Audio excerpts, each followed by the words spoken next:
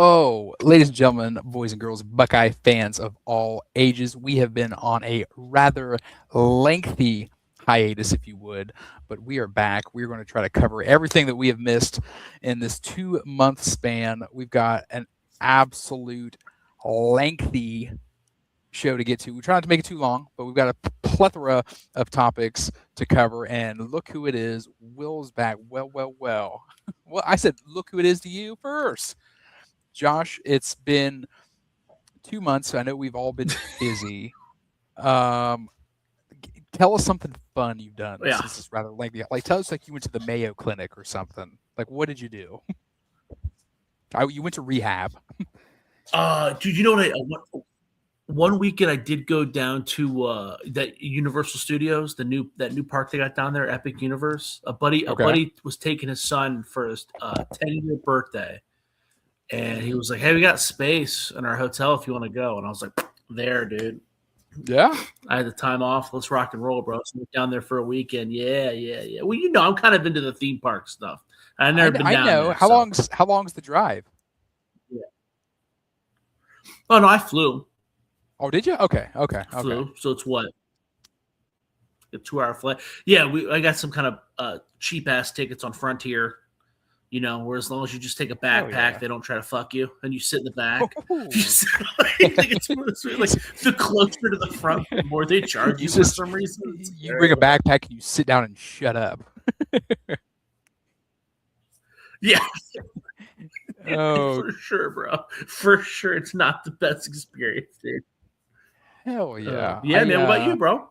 I've been extremely busy with work. I got a little work staycation in California for a couple of weeks, and of course I leave the week before the Super Bowl was like an hour away from me. But again, as a Patriots fan, I don't think I want to endure those first, the whole game really. But a little bit of a California work vacation. Family's doing good. Kid made the soccer team, so now I have to feign interest in soccer. Just dad shit, man. Just dad shit. Did you so you were pretty close to San Francisco? Oh yeah. Yeah. Did you go out to Alcatraz? I didn't go to Alcatraz. I did go. The Rock? No, I didn't see the Rock, but I did go and took one Saturday weekend. I went and checked out the Rose Bowl. Got to do that.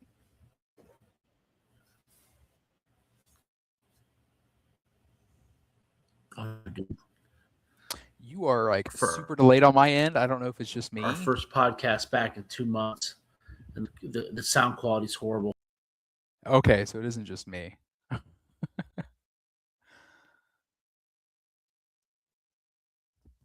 Well, like I said, we've got an absolute plethora of topics to cover. We want to cover them in reverse order since the last time we've been on. So we're going to go from oldest to newest on this one. And please, anybody that happens to pop in the chat, you want to hear something that maybe is out of order, we'll cover it. We don't care. We've got time until someone beats on that door or Josh's baby wakes him up or has an absolute crisis. We're ripping and roaring and ready to go, my friend. Now, I think the big one. Yeah. We're probably getting the cutoff time is probably getting about 10 o'clock. So just to be clear, we probably should stick to about the 10 o'clock cutoff. We'll try to rip through it. We've got some ones that we can rip through real quick, but one of the big ones that we haven't covered, God, damn us. But the transfer portal, man, we haven't had a chance to talk about it now that it's closed. What Yeah. are our thoughts on the transfer portal? The Buckeyes saw 31 scholarship Well, I players mean, transfer from the university. What are your thoughts? so most of the guys that left, see, we probably should have brought up like a position by position thing. Most of the guys that left didn't really bother me that much, right? Like I think the big one was my own Graham, right? The wide receiver, because we all kind of thought he was going to be next up.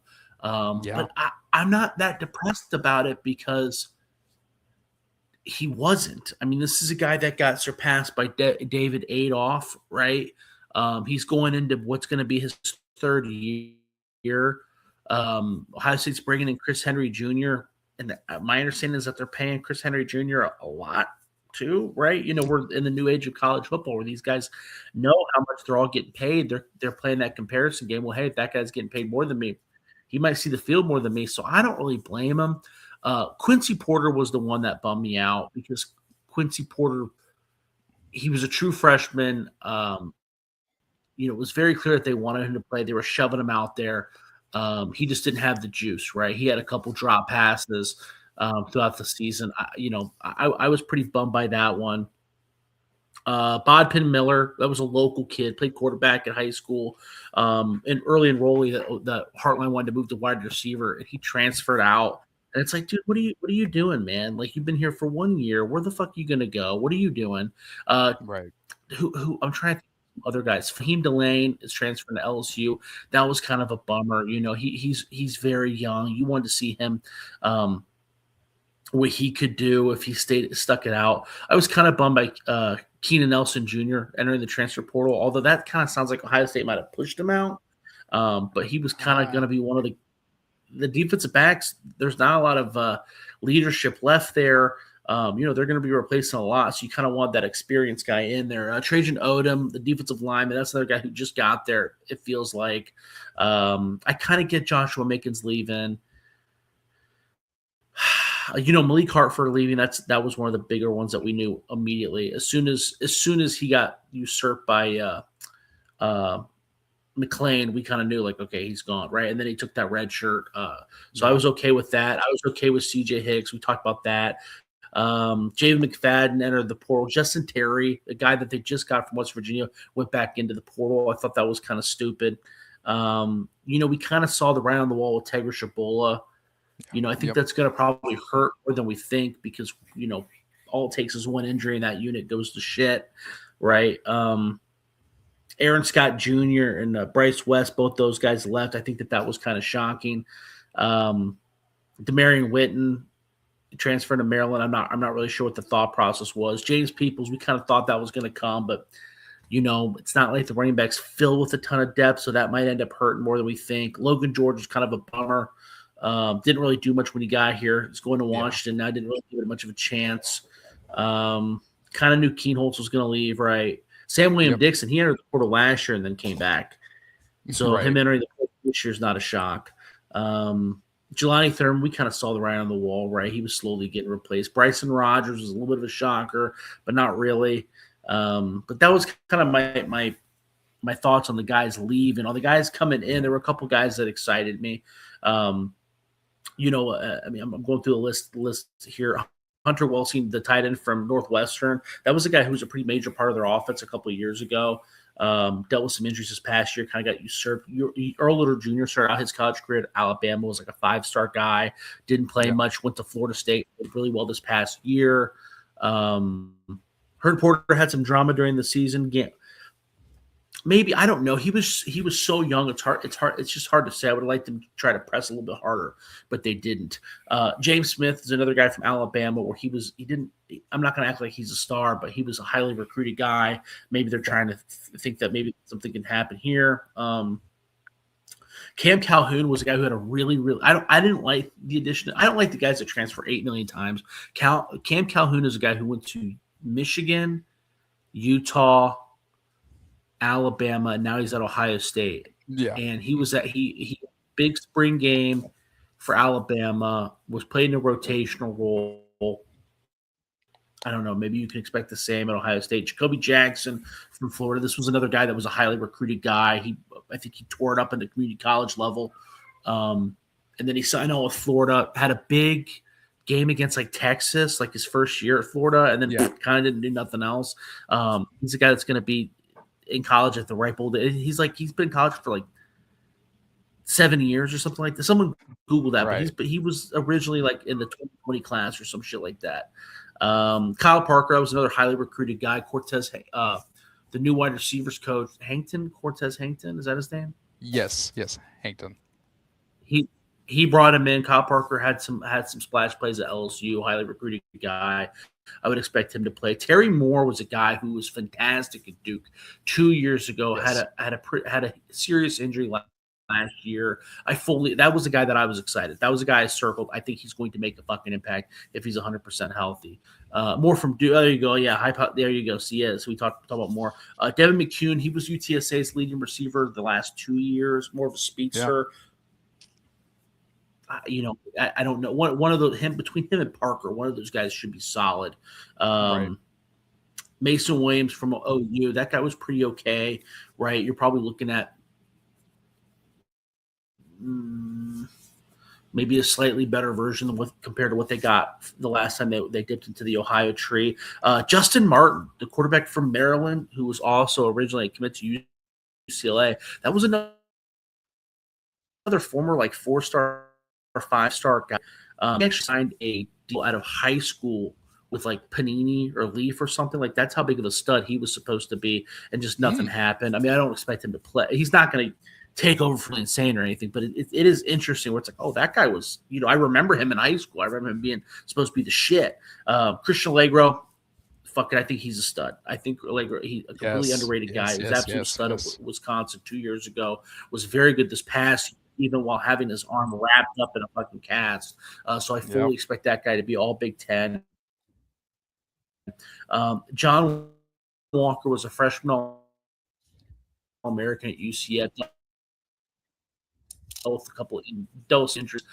So I think are high floor guys, and they got a unique mix of some high floor guys and some guys that have extremely high ceilings. So we'll see what turns out. Some of these guys aren't going to be good, right? They're just not. Ethan Onyinawa, that pickup from Rice last year, you and I have been pretty decent at identifying who's going to matter, who's not.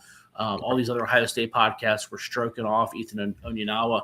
Oh, he's so huge. And you and I both sat here and like, dude, like, I'm not going to sit here and act like I watch every Rice football game, but I watched them, a few times. I bet on them 3 or 4 times last year. And, it's pretty easy to see when someone's fucking dominating and when they're not, right? On the offensive line, when they're, when the guys on their fucking ass half the game. And that wasn't happened with Onyinawa. I actually thought you and I both kind of called it too. We both said Philip Daniels from Minnesota, we thought played better last year than Rice, because Philip Daniels at least earned that starting gig at Minnesota the last 4 games before we went to Ohio State. But, I think Bo Atkinson, I was higher on Bo Atkinson than what he did. But last year's transfer class was a bit of a disappointment, if we're being real, right?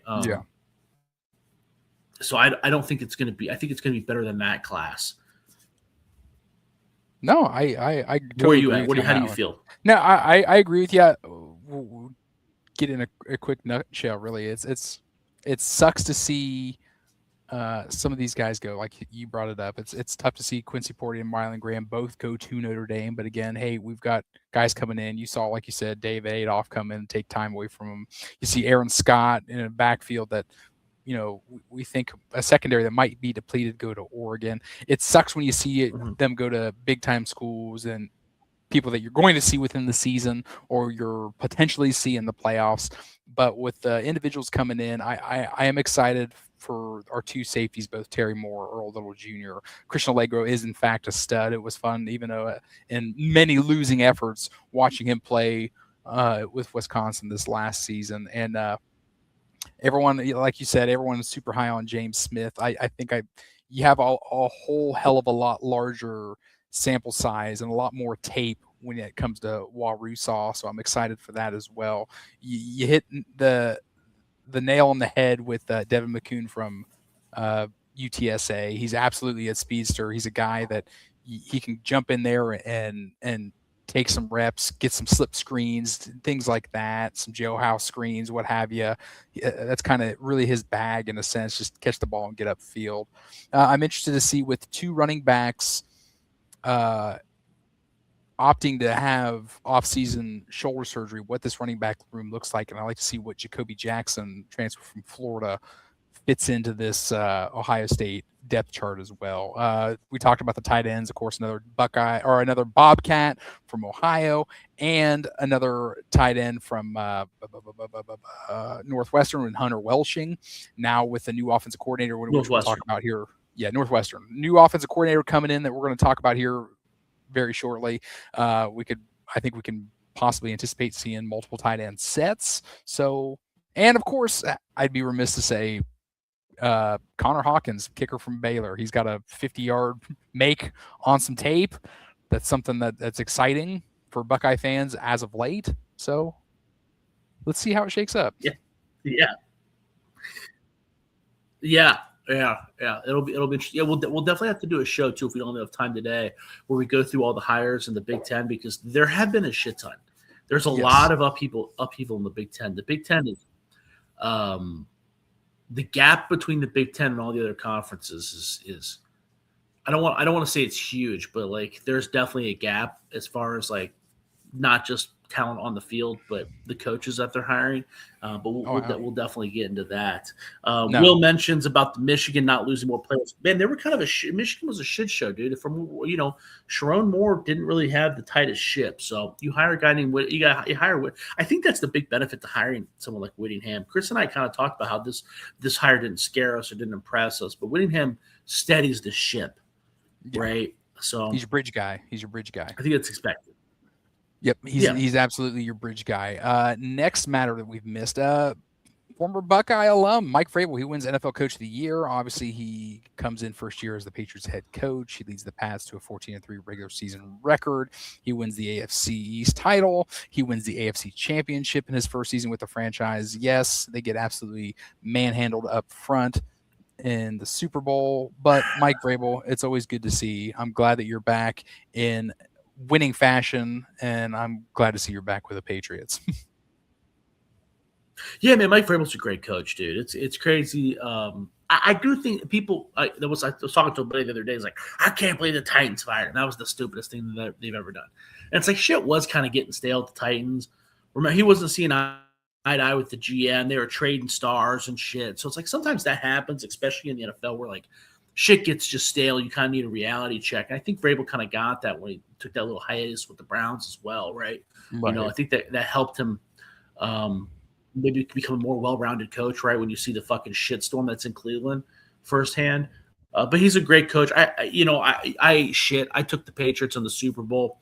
Everybody was just shitting on them and their schedule, and I kept thinking, dude, it's the NFL. I don't give a fuck how shitty you think their schedule is. No, it's the NFL, dude. So, I shit on it, but I think that was less to do with the Patriots and their shitty schedule, more to just do with the Seattle being a fucking monster and Sam Darnold not being. It's hard.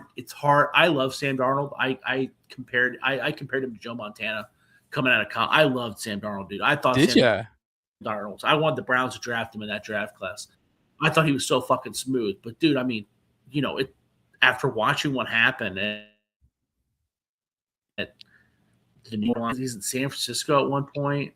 Dude, I mean, it's like his fifth fucking team, bro. Like, he looked good now one fucking whole year. So, now I definitely knew he was better than Geno, though. I was in the minority on that one. I don't know where the fuck. Oh wow, these fucking Geno fans. That was great. But it's hard to look at Darnold and be like, yeah, that's the fucking guy. But he was a dude this year, bro. So it is what it is. The Seahawks were a buzzsaw. But yeah, man, Vrabel taking over the NFL. I'm sure that he'll do another good job next year, despite everybody saying that they're going to suck. So. I certainly hope so. Moving on to our next topic. Anthony Schlegel is back as the Buckeyes strength and conditioning coach. Yeah. Obviously, Schlegel played with the Buckeyes from 03 to 05.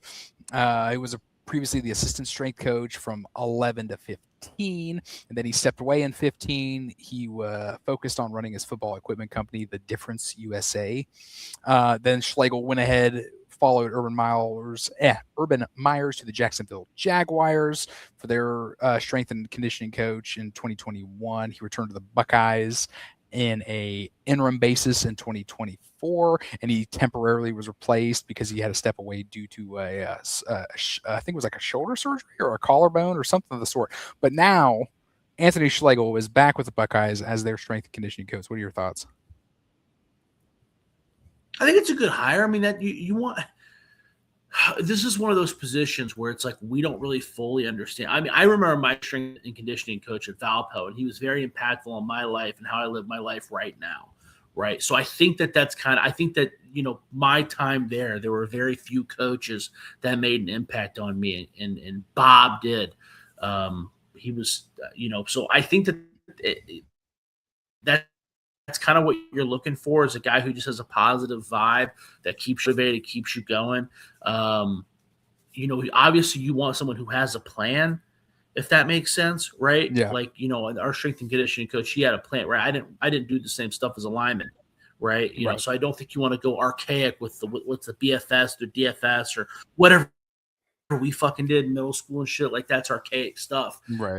But I think that Schlegel's a really smart dude. I hear him, he's got a podcast with Bobby Carpenter, and he's very into it. He's very energetic. He's very positive. Oh yeah. I think that's what you're looking for. I think that stuff's more important than maybe understanding the X's and O's. So I'm for it. Plus he loves Ohio State, man. He loves Ohio State football. So I think I think those are important things. Definitely. No, 100%. Full spectrum. He played, he lived it, he coached, he wanted to be all about it, had to step away, and now he's back. He's a passionate guy. Him and like you said, Bobby Carpenter on Meathead Radio is always a good listen. Glad to have Anthony Schlegel back. Big one everyone wants to talk about. Arthur Smith. He is now the new Buckeyes offensive coordinator. Arthur Smith, again, he becomes the second former NFL head coach on the Buckeye staff, following the second year upcoming for Matt Patricia. Obviously, 2 years back, Chip Kelly was the offensive coordinator before leaving for the Vegas job, and now he's the offensive coordinator at Northwestern. That's a whole other can of worms. Arthur Smith, multiple years with Pittsburgh, multiple years with the Falcons, a couple years with the Titans as the offensive coordinator as well. Those years with the Titans, he had a couple seasons where he's finished third in offense, total scoring, a time or two. Fun fact I didn't know, we got a plethora of stuff to talk about Arthur Smith, but let me just get this little factoid in there. He is the son of FedEx founder Fred Smith. I did not know that. Josh, take it away on Arthur Smith. What you're hearing, what you're thinking, what you're piss-poshing away, what you're grasping on.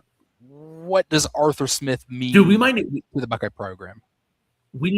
I think we need to do another podcast where we specifically break down this, because when he got hired, the first stuff that I was hearing was all negative. Like, oh my God, how can they hire him? He was fucking horrible in Pittsburgh. He was horrible in Atlanta. And it's like, it's the same stuff we got Patricia.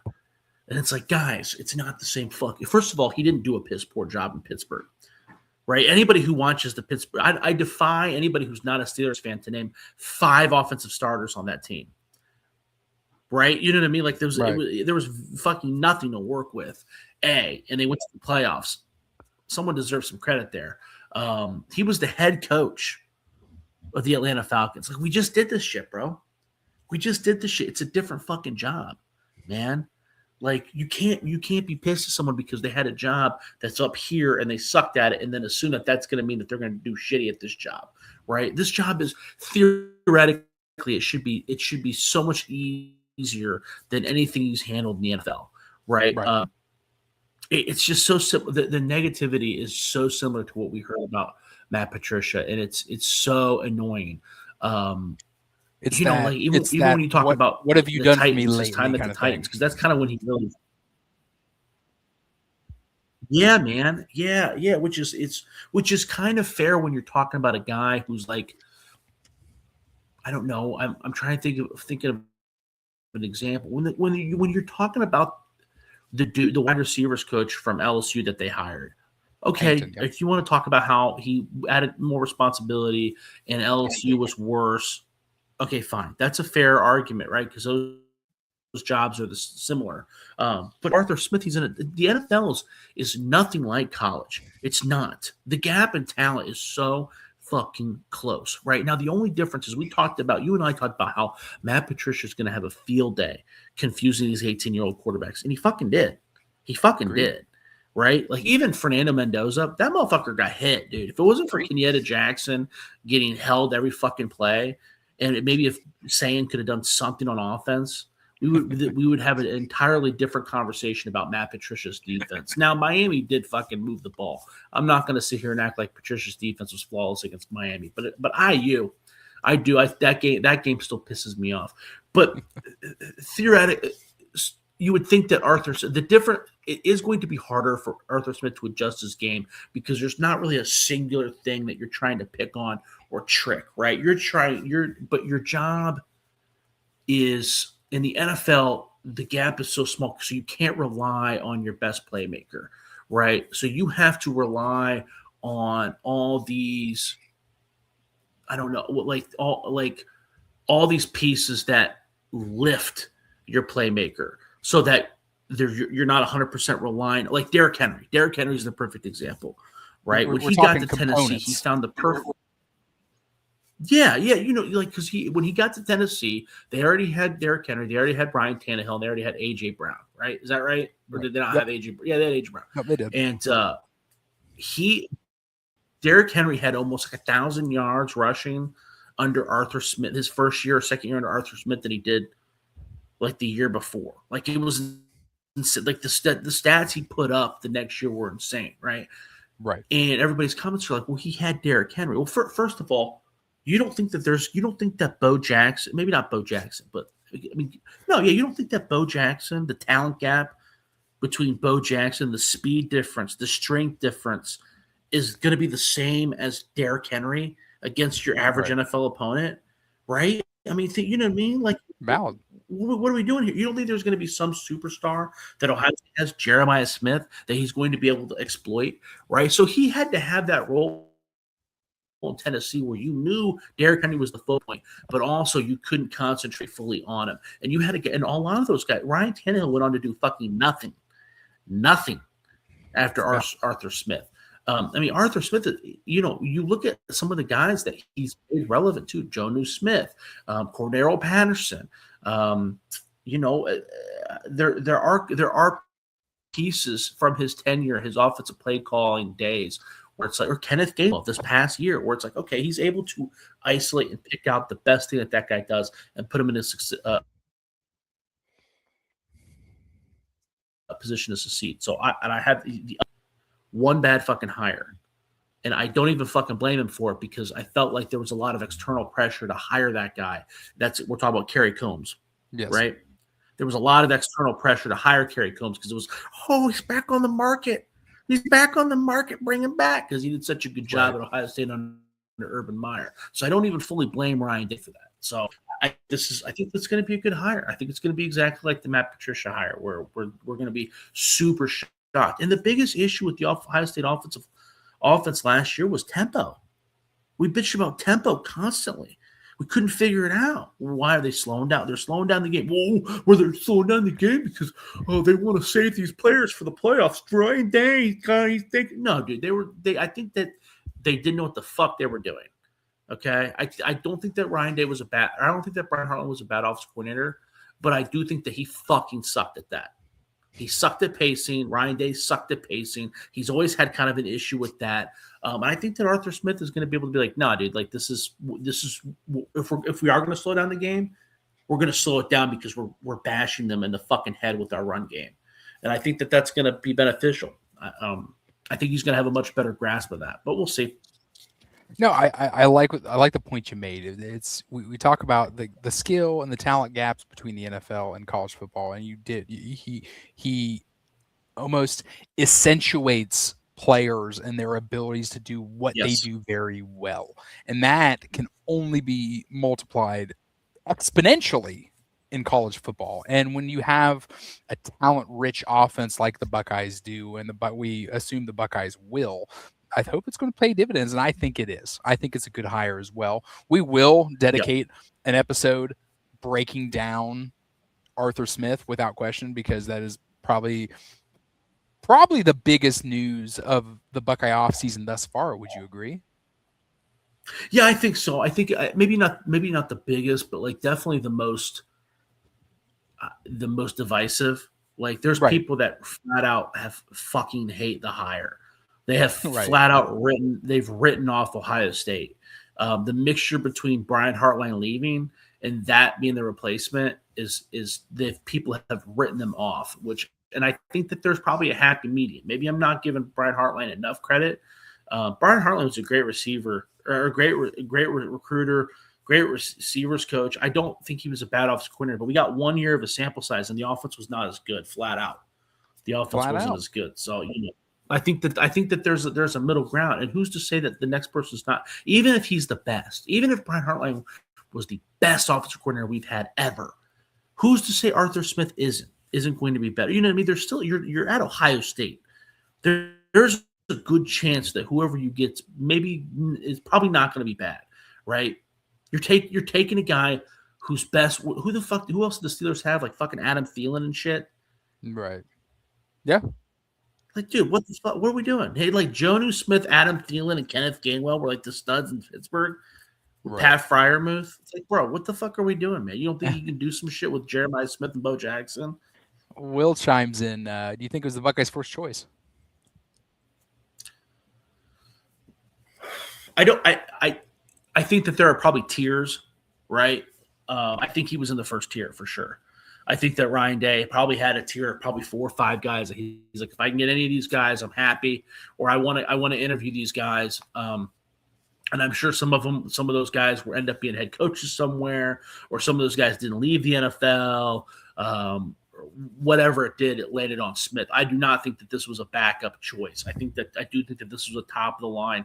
He had Arthur Smith circled. We didn't see any panic. I mean, Chris, you remember us talking like, when are they going to hire an offensive coordinator? When are they going to hire an offensive coordinator? You and I are pretty calm about it, but there were some other podcasts that were flat out freaking out. He's got to make a move. He's got to make a move. It's going to be the rumor was it was going to be an internal hire. It's going to be Corey Dennis or whoever. And he remained calm, and I think that this is why, because he wanted Arthur Smith. No, I think you're right. I think he's, without question, he's in that A tier of candidates. At the same time, you can't sit there and turn a blind eye to an issue that's hindering this offense and hindered this offense last year. Was a solid run game. I mean, we talk about how the Buckeyes, us growing up, you have to have a solid run game to set up the pass game, and that's just going to help with big shots down the field. Getting other players involved, less down and distance where we have to force a ball to Jeremiah Smith. I think it's a great hire. I think it's absolutely a great hire. Will chimes in a lot of talk with Barrett, Fabio, other coach from the Bears. I heard a lot. I heard a lot of rumblings and pipe dreams, if you would, to bring in JT Barrett back to the program. I'm happy and I am content with the Arthur Smith hire. Yeah, me too. Barrett would have been cool, but that's because I'm biased. You know what I mean? You always, you hear it's JT Barrett, bro. What do you want me to do? You know what I mean? It's just like if someone even floated Kenny Guyton. Kenny Guyton, he's going to be a fine coach, but he ain't fucking ready. And even I was like, Kenny Guyton would be kind of cool. You know what I mean? It's just, you got to try to compartmentalize that bias there. And Arthur Smith is the better. I think Arthur Smith is the better choice. The more he doesn't want to. Ryan, it's very clear what Ryan Day wants to do now, and it's very clear what I think Ryan Day has learned from the success that he's had, and he's like, all right, I want to do as little as possible, right? His best season was with Chip Kelly, who was his mentor. Call me fucking plays, dude. That's flat out. Let's go get someone who's as intelligent as Chip Kelly. That's Arthur Smith. Well said, my friend. Next topic, we got to cover the Buckeyes 2026 schedule has been released. The Buckeyes kick off the regular season the first week of September on the 5th. and they welcome Ball State into Ohio Stadium. Of course, we know that week 2 they're traveling to Darrell Royal Stadium in Austin, Texas for the big showdown, followed by Kent State, Illinois, Iowa, Maryland, Indiana, bye week, followed by USC, followed by Oregon, Northwestern, at Nebraska, Michigan. There's people looking at this schedule. I think that if we could, I know I'm not, and I for sure know Josh is not a big fan of preseason rankings. We all think they're ridiculous. We might as well just call them predictions.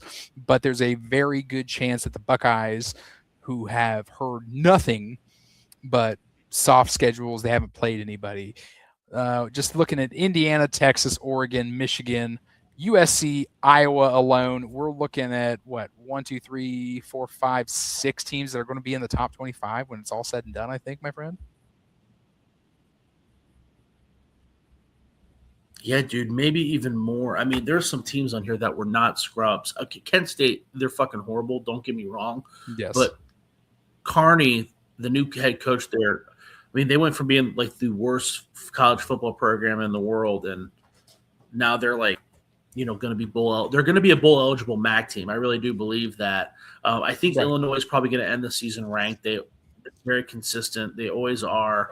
Northwestern, now that they got Chip Kelly and they return a lot of talent, would not surprise me. They always do better than everybody projects. Matt Rule's at Nebraska for another year. There's even the games that are questionable, other than fucking Ball State and Maryland, are still like, goddamn, that's not. You know what I mean? No, absolutely. I think you said it. I said what, 4, 5, 6 teams ranked. I think maybe, like you said, Northwestern bringing back a lot of talent and Chip Kelly at the helm. They might be that input, that replacement, if you would, for an Illinois team that wins 8 games. Yeah, I mean, I think realistically, you're probably looking at 10 teams that are bowl eligible based off of this schedule. The stretch that they have here at Indiana, I know they get a bye week between that, but then they got at USC. I mean, it's back-to-back away games, no matter how you stretch it. That's fucking stressful. And then after you get off the back-to-back away games, you got to play Oregon. Fuck, dude. And then after you play those 3 tough fucking opponents, you played Northwestern before you go back into a horrible away situation in Nebraska. Then you play your rivals. Like that stretch after Maryland, that's a pretty horrific stretch. It's murderer's row, man. Murderer's row. Yeah, because even like scenario wise, college football is a lot about their kids, right? It's a lot about rhythm and scenario and comfortability, and like, right. A team like Northwestern and Nebraska can snip up and bite you. You know what I mean? You see it all the time. You saw it with Miami. Miami, we know that they're a good team. They fucking slipped up twice at home last year. You know what I mean? Like that shit happens. So I don't know. I mean, they're gonna pound Ball State, but Texas is gonna be a struggle. They're gonna pound Kent State, but they should pound either Illinois or Iowa. But one of those, but Iowa's Kinnick is a tough place to play. I mean, you saw Indiana pretty much be, other than Ohio State and Iowa, Indiana pretty much smushed whoever the fuck they played, including Miami, right? Yep. They were never any fear of losing to Miami. Iowa would have beat them. If that starting quarterback wouldn't have got hurt, Iowa would have fucking beat Indiana last year. Iowa's hard in Kinnick. So, yeah, man, this schedule's – it's fucked up, dude. I don't know how the way they do things, it's got to be fixed. They got to go back to divisions or some shit. I don't know. Yeah, we've talked about that. The other big notable is obviously the Buckeyes only have 1 bye week this season, and of course that's following the Indiana game, and they go after the bye week straight to USC on Halloween night. So it's going to be interesting. Yeah, man, and then there's going to be some team. I mean, have you looked at all the Big Ten schedules yet? I have not. But Will makes a good point with the potential some primetime games finally, my friend. Maybe. I don't know. They always seem to fuck that up. So the Texas will definitely be prime time because the SEC and ABC is in charge of that. But definitely. Yeah, man. To put in perspective how fucked up the scheduling is that you and I predicted all the totals before the season went, and we were right more than we were wrong. And a lot of times, if you go back and listen to those podcasts, it was a lot less about like, oh, this team's good or this team's bad. It was more about like, well, they don't fucking play nobody. Oh, they ain't fucking play Right. no. You know what I mean? Like, oh, there's a stretch of 3 games where nobody. You know what I mean? Like, it's kind of easy. It's just it's fucked up. They got to figure out a new way to do it. But whatever. No, I totally agree with you. We can move on and spend about 10 seconds on this spring game, April 18th. You going to be Yeah, there? I don't know, man. Those probably because Yeah. it's cheap and Max is getting old enough to where I can take him to shit like that, Right. and he'll make it till halftime. God, it's fucking boring though, dude. You can't fucking tell nothing from those fucking games anymore, bro. You can't fucking Uh, tell nothing from those games, bro. if you are interested, tickets go on sale next week, the 20th at 10 a.m. on the Ohio State Athletic website. Moving along, the Buckeyes, they hire a new special teams coordinator. This is something that we talked about extensively, Yes. and we kept sitting here wondering why don't we have a dedicated guy, a position, something cut out for special teams? Now we do. Now we do. Yeah. Only it can only go up from here, right? Yeah, for sure, dude. I don't know why it's one of these one of the biggest questions in Ohio State football lore. The richest program in all of college sports. You can't fucking get a special teams coordinator. Yeah, they hired the dude from Illinois. Yes. I don't know. It's like when you're talking about special teams, like I think it's easy to identify the really good ones or the really bad ones. Like Iowa, okay, they got 75 All-American kickers, 75 All-American punters, and they Right. block 3 punts a game. Probably a pretty good special teams coordinator. Virginia Tech, okay, when you look at Virginia Tech, you automatically include a special teams touchdown. Probably good special teams coordinator. Um, Nebraska, when you play Nebraska, you know that they're going to miss 3 extra points and probably accidentally kick off 3 yards. Probably a bad special teams coordinator. But it's hard to figure out like average. You know what I mean? Like Illinois. Like I don't know. Like Yeah. they've had a couple kickers. I've never watched Illinois and been like, oh my god, what's up with that coverage? Or oh my god, that kicker fucking blows. Like it just kind of seems like a okay thing. So I don't think it's going to get worse. It's got to get better. I don't know. Yeah.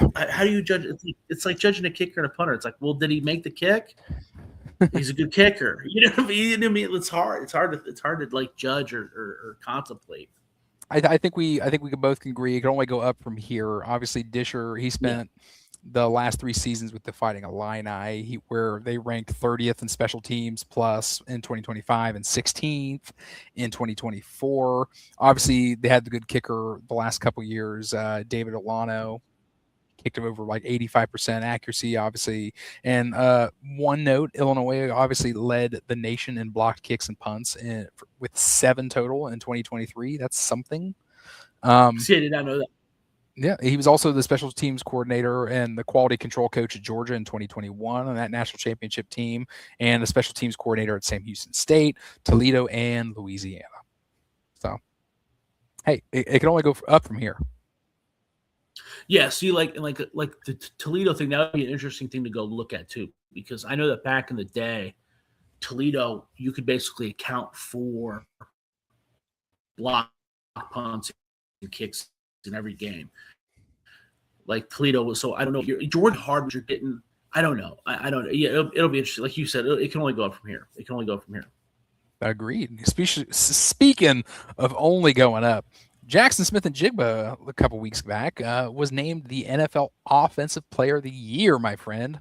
The former Buckeye obviously finished his regular season with almost 1,800 yards receiving, 8th most in the NFL single season history. Obviously went to the Super Bowl, was bumped, bruised, dealt with some ailments, went to the locker room, came back, didn't make a huge impact that would stand out on the stat sheet, but obviously he was accounted for every single time that he Yeah. stepped on the field. Jackson Smith-Njigba is now the second former Buckeye wide receiver to win the Associated Press NFL Player of the Year, joining slant man himself, Michael Thomas. I don't mean to call him that. That's just that's just nickname that stuck with him.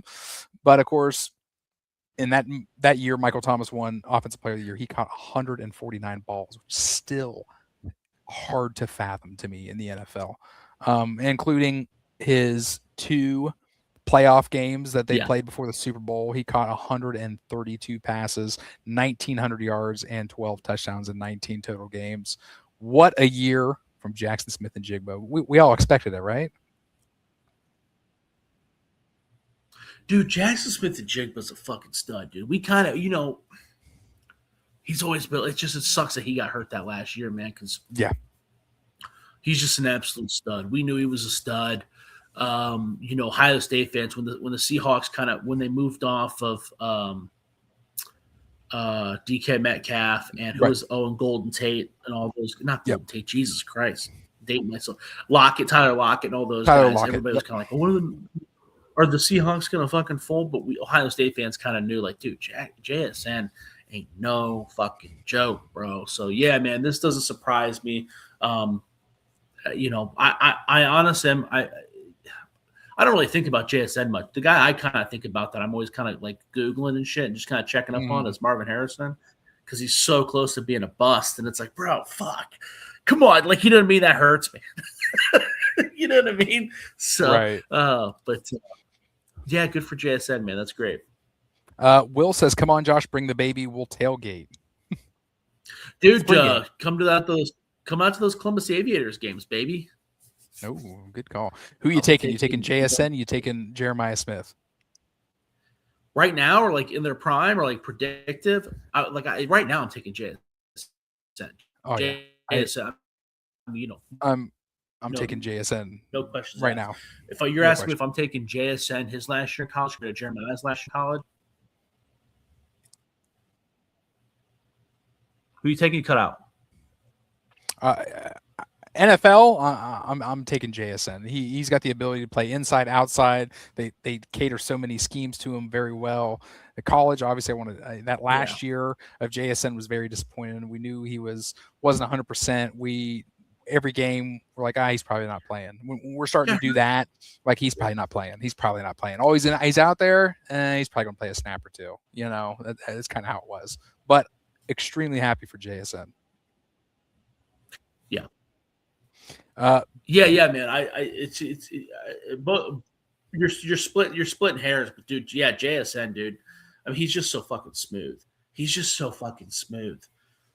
Silky smooth, not silky smooth, my friend.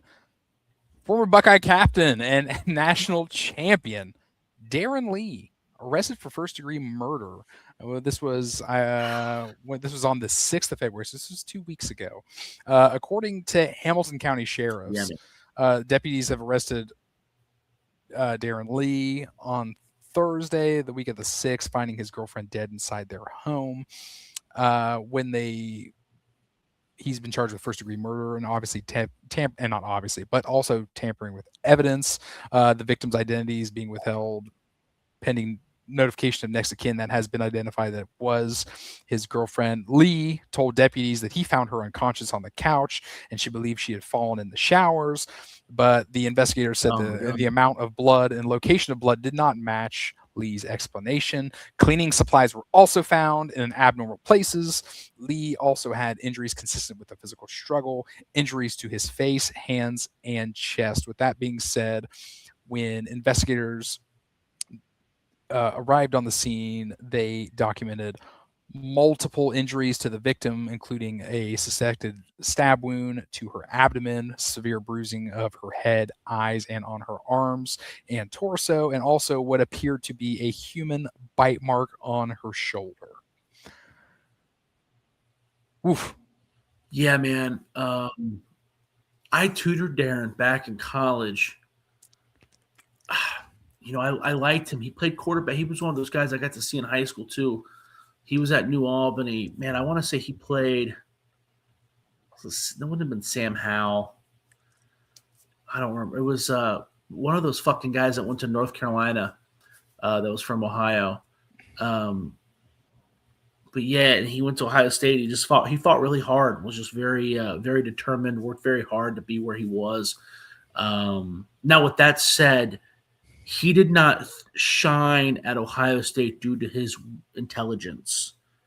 If you go back and you watch Darren Lee's best plays, they're all just him being so fucking fast you can't block him, right? And my understanding too was when he got to the NFL, he immediately started having too much fun. Yes. And that goes for boozing too, right? Yep. That was allegedly. Allegedly, this is all rumors, right? So that's one of the reasons why the Jets didn't really want to invest any more time in him. I think he was with the Chiefs for a fucking millisecond. I think I do think he's got a Super Bowl ring. He does. He does. But he's just had some issues. He couldn't recover. I believe that they found a bunch of booze bottles around the house too. Like that's all he fucking did was drink all day.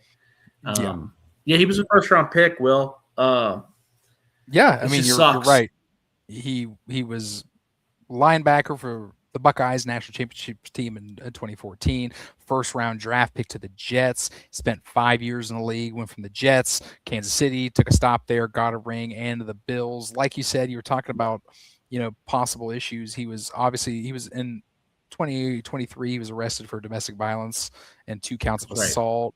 He also, after he failed to appear in court, he issued a warrant for his arrest. He was also charged by Dublin police again that same year with cocaine possession.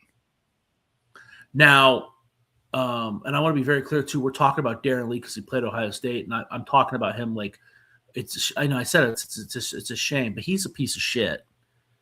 You know what I mean? Like, like I want to be very clear. It's a shame. Like I feel far worse for the girl and that girl's family and his child that he's no longer going to, the child that's going to grow up without a dad that I do for him. Trust me, we're talking about him because he played for Ohio State. He's a part, we watched him and it's an Ohio State podcast, but I want to be very clear. I don't want to speak. I feel pretty confident. I'm not speaking for you, Chris, but I feel like you're probably on the same page. He is a piece of shit. We understand. Like he's probably on the Mount Rushmore of Ohio State monsters, really. Like if we had to make that, it's him, Mike Current, Jim Tyre, maybe Sean Williams. I don't know if you want to put Les Wexner up there instead. No, you don't have to speak for me. Yes, he is a piece of shit. And just to elaborate on what you said, yes, this child now grows up without a mother and a father. It is an absolute shame. That's what I'm referring to. No, he didn't have a kid with this. He didn't have a kid with this. Oh, he had a wow. kid with the mom, the chick back in Ohio. I think it was like his. Yeah. Okay. But, so that kid will have a mom, thank God. But still, Oh boy. No. Well, a daughter ripped from this world as well. Absolute. Yes. Travesty when it comes to this, and we sit and we do this, and there's sadly more times than we'd like to admit we talk about ex-players and absolute gifts and wasted potentials, but this one's is absolutely abhorrent, and it's just baffling to read more and more about it. Yeah, because usually it's funny because they're doing these horrible things to themselves, right? You know what I mean? Like we can make fun of Ryan Leaf, and Ryan Leaf makes fun of himself because he did all that nasty, horrible shit to himself. But like this is a different kind of dark. But maybe we'll do that. Maybe we'll do like a Halloween podcast where we rank the top 10 worst people to ever strap on the Scarlet. I will do you one better. I'll find a way to work up. You'll give me your answers. I'll do mine, and I'll work up our own Mount Rushmores and do their face, put them in the stone, granite. Yeah, that sounds fun. Why not? Go. Yeah, dude. Yeah. I love it. Second to last one before we get off for the night, we're gonna talk Buckeyes. We have hired Thomas Morton as the assistant tight ends coach. He was obviously Samford's quarterback coach, as he is now the Buckeyes assistant tight end coach. He becomes the third new offensive assistant under Ryan Day, following obviously Arthur Smith that we just talked about and Cortez Hankin from LSU. He was Samford's quarterback coach 2025. Before that, he was an offensive analyst at Auburn. Worked also before that in 2023, graduate assistant at Troy. He's a native of Florida, played quarterback in his college days at Southern Miss. And I don't know much about Morton himself. I can't say what he's had his fingerprints on that I've seen with my own eyeballs, but I mean, let's call it. We're bringing Arthur Smith in, heavy run game. Possibly going to see multiple tight ends since we're going to see maybe tight ends being involved a little bit more in the offense. I Yeah. can't make heads or tails of it, but I think it's trajectory in a positive angle. I would say, yeah. Can we also say, can we before I dive into the Thomas Morton thing?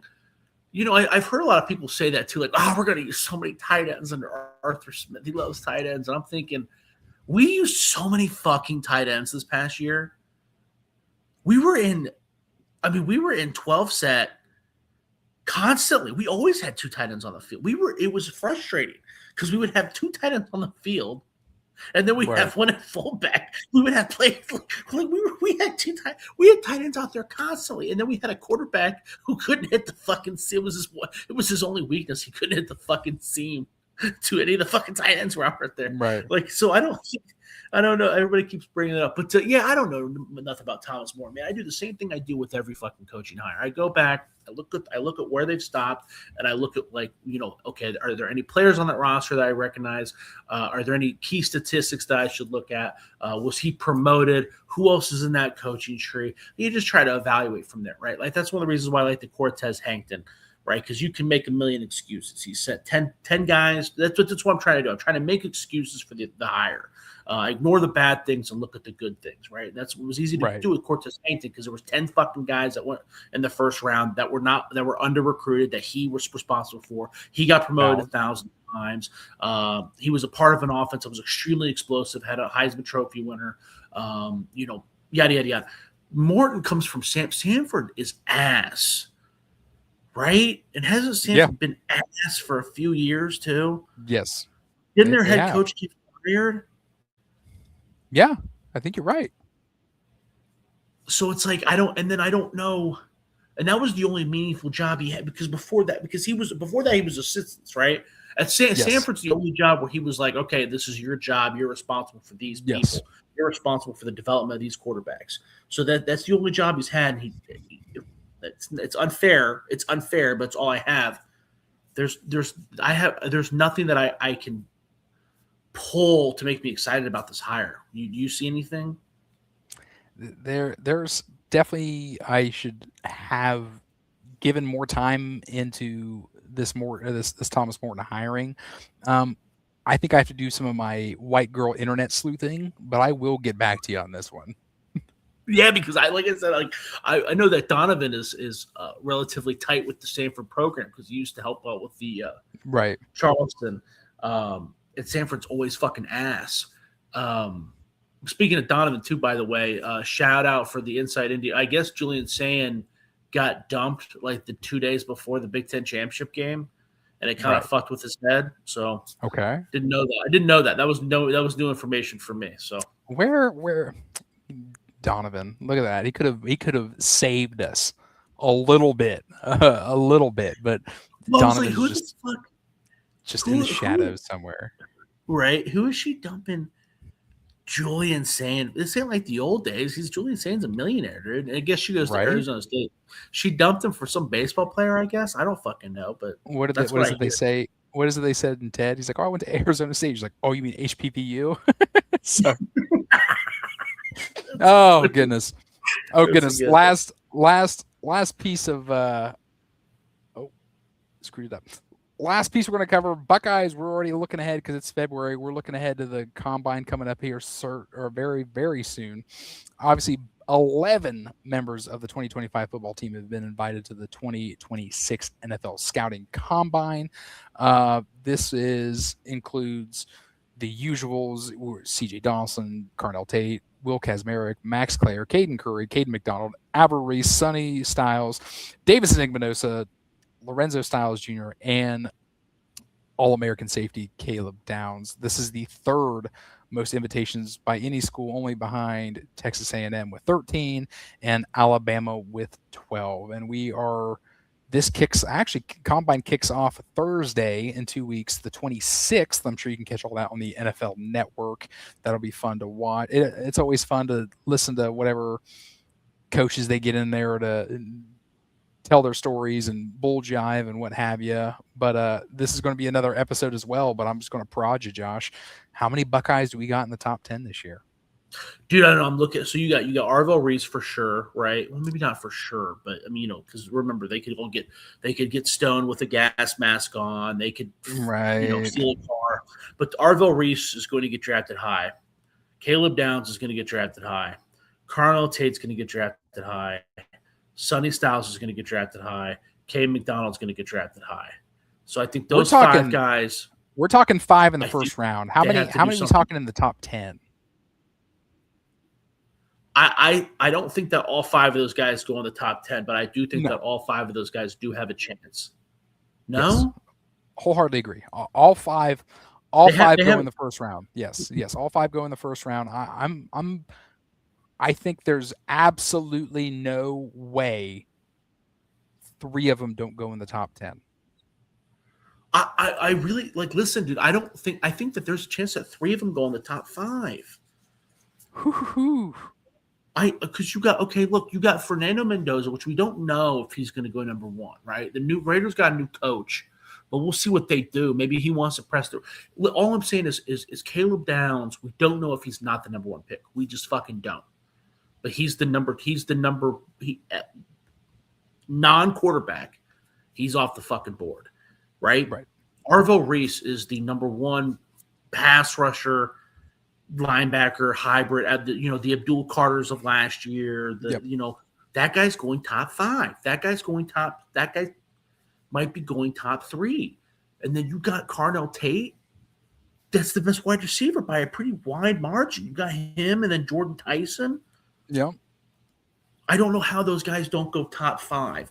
So then if you have a guy like Sonny Styles who tests out the fucking, let's say he goes out there, which if I'm him, I'm not testing at all. But let's say he does and he runs a fucking 4.2 and is 240 pounds. Fuck, dude. And then Cade McDonald is probably the best defensive tackle on the board. Right? I think you're right. For those, it's not unfathomable for those guys to all go. It's not. It's just not insane for those guys if they all do what they're supposed to do. No, I completely agree with you. I think there's no way that the Buckeyes will tie that 2016 draft with 5 first-round picks. But if you are someone that loves watching the workouts, love watching the scouting combine, it begins the 23rd of February, runs all the way to the 2nd of March. Curry, McDonald, Reese, and Sonny Styles, they'll be the first Buckeyes to work out. They work out Thursday, the 26th. Kazmarek, Claire, Downs, Igbenos, and Lorenzo Styles work out on Friday, the 27th. And Donaldson and Tate will be the final Buckeyes to work out in the combine. That'll be Saturday, the 28th of February, last day of February. But we've got plenty of draft speculation episodes coming up. It's gonna be interesting. The guys that I'm most interested to watch are Max Clare and Davison Igbenos, because I don't think that those guys are going to be early round picks. I think that the combine is really going to affect if they go in the first round or if they go in the 3rd round, right? Yep. Because Max Clare, I think everybody knew that the issue with Max Clare is not Max Clare. The offense was not super inviting to him. It just wasn't. So if he tests out of his mind, I could see him going the first round. David Igbenos checks all the physical boxes. He's big, he's fast, he's strong. He improved a lot on the pass interference bullshit. So if he goes out there and he tests, he's fast. He's a first-round pick. That second tier, you got Caden Curry, Will Kazmarek, CJ Donaldson. I don't think that those guys are early-round picks, but I think if they test well, those guys all have a shot at being like 4th-rounders. You know what I mean? Like if they test well. And then Lorenzo Styles, I think if he tests well, maybe he could get drafted. Because who was the guy that got drafted last year that played that role? Fuck, dude. Hancock. Yes, Jordan Hancock. Yeah. Now, Hancock was obviously better than Styles. But my point is that you can be that 3rd role and get drafted. So no, I completely agree with you. I do agree with the sentiment you made with Max Clare. I think that he has a great combine. He tests well. I think that people could look at Max Clare and try to find that diamond in the rough, that almost Colston Loveland steal of a tight end Yes. somewhere Yep. right at the ass end of that round or the very beginning of the next round. I think that would be absolute steal for them without question. Well, and in the NFL too, that tight end position is such an X factor, dude. You get a big physical guy out there that can beat a linebacker with his speed and beat a defensive back with his physicality, and that's Max Clare if he tests right. I agree. I'm excited. I'd like to see 5 Buckeyes. I'd like to see 5 Buckeyes tie that 2016 draft as well. I don't see how those guys fall. Like, dude, I'm looking at the draft. I don't see how any of those guys get past like 16. They're they're just like all the best at their group. Do you know what I mean? Does that make sense? So it's even if they're like, okay, like they're the best or 1 and 2. Yeah. Yeah. So it's like, even like a guy like Cade McDonald, let's say Cade McDonald. Okay. Well, he's like a second rounder. Well, he's the best defensive tackle. I think it's a pretty decent margin. So you're probably going to reach to get that guy. You know what I mean? I think I've seen mocks where there's times that people are saying he drops low at 20. You know what I mean? Yeah, dude. Like, it's like, and he'll be the last one. Right? I mean, I guess Sonny Styles theoretically could go back to that. But Sonny, I mean, I don't know. I don't know how Sonny falls there either with his size, speed mix, his youth. Remember, too, that's a guy who reclassified. So he's going to be one of the younger guys in the class. And in a class, in a day and age of college football where a guy like Trinidad Chambliss is trying to fight for another, Diego Pavia is going to be in the draft. You know what I mean? Like, I can't wait to see him not get drafted. Dude, what was he said? It was 5'9". He's my height, bro. Right. Fuck, dude. Which wouldn't be bad, but the roster said 6 feet tall. What are we doing? Well, he'd be the first quarterback that's 5'9" in the NFL. No way. Is that true? That is true. He's be the first quarterback to be 5'9" in the NFL on a roster, or to like play or like get a snap or like any roster training camp. There's just no way, right? Like what's to be drafted? To be drafted. Yes. To be drafted, my friend. Well, how tall was Eric Crouch? Does that count? Because it doesn't count because he was 5'11", like, bitch. No. Was he? I love Eric Crouch. Dude, I love Eric. Like I guess like Antoine Randall was he tall? I don't remember him being tall. God, I feel like there's somebody out there. Yeah, but maybe you're right. Maybe you're right. Did he get drafted as a quarterback though? I thought he got drafted as a receiver. I don't know what the fucking parameters are. I don't know, but it had to be. It would have to be. That would have to be the only case though, where it was like a guy that played quarterback. More white girl sleuth incoming. It wouldn't be so bad, but they listed him as 6 foot on the roster page, dude. What the fuck are you doing, bro? No, I know. And then you saw the Heisman photos of those guys just towering over him. Oh, dude. Well, we knew it too. We knew it way before that too, because you and I were talking like, bro, Diego Pavia, because you were talking him when the Heisman. I'm like, dude, he's a gamer, but like, I don't know how. It's one of those things where it's like, I don't know how he's good. I can't explain it. Like, do you remember that running back from Western Kentucky that went to the combine and ran like a 4.9, but he had like all the records? Was it Bobby Rainey? Oh, something like that, yeah. Yeah, it was he went to the combine. He was like 5'6", like 150 pounds, and ran like a 6-second 40. And we're like, what? That's the guy who had like 2,000 yards rushing? I was like, because like Garrett Wolf was at least fast, I think, right? Yeah. With Northern Illinois, that was a good one. I think that he was actually legit fast. He was like my size, but he ran like a 4.3. Like, I'm pretty sure he was fast. Oh, don't get me wrong. There were position players we've seen, right. Like you said, Rainey, and we talk about Darren Sproles and Deuce Vaughn. Deuce Vaughn. There you go. Trendon Holiday. Yeah. Oh my goodness. We will be back next week, my friend. We will be back next week. We're going to talk Arthur Smith next week and any other news that breaks from Tuesday to Monday. But we're going to talk Arthur Smith. We're going to go ahead and do our research. We're going to put on those thick frame lenses, and we're going to talk about Arthur Smith and what we think this offense could look like. How's that sound? Do you want to just make it the Big Ten coaches show? We talk about all the we don't have to do position coach. We can do position coaches for Ohio State, but like I'm talking like offensive coordinator, defensive coordinator, head coach. Well, You know what I mean? if there's we'll do coordinator coach if it's a assistant of note, sure. If there's some Yeah, funny like story to it, sure, absolutely. oh yeah, yeah. If you find one, surely, yeah. Looks like Oh, like absolutely. Chip Will Kelly. we are back, and we are glad you're here with us, my friend. We will be Yeah. back next Monday, 9 p.m. Eastern, 6 p.m. Pacific. We will be back. Each and every one of you that jumped on with us, we greatly appreciate you. We're sorry for the sporadic or lack of shows, but we're back into it. We're going to be into the fold. We're going to be talking Buckeye news. If not, we're going to strum up some Buckeye news. But with it being said, as always, I'm Chris.